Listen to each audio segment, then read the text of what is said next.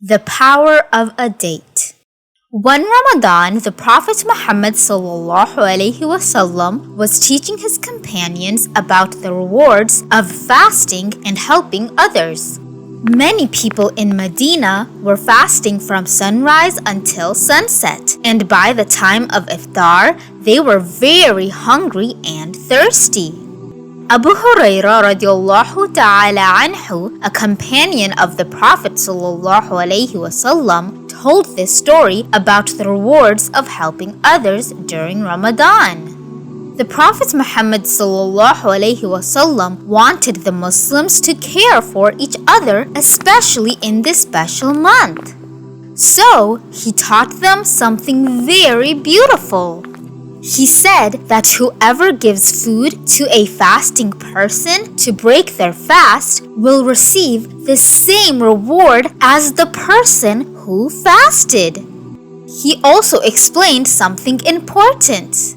The fasting person will still receive their full reward from Allah subhanahu wa ta'ala. Allah would simply give the same reward to the one who helped them break their fast too. The companions were surprised and happy to hear this. Some of them were poor and worried that they did not have enough food to share. So the Prophet ﷺ explained that even a small amount of food or drink could bring this reward. He said that even one date or a sip of water or milk given to a fasting person could earn this great reward. This meant that everyone could take part in this good deed. Rich or poor, anyone could help someone break their fast. This is why many Muslims try to share food during Ramadan. Families invite others to iftar, neighbors share meals, and mosques serve food to the community. Allah subhanahu wa ta'ala loves when people help each other. Muhammad ﷺ said in a hadith,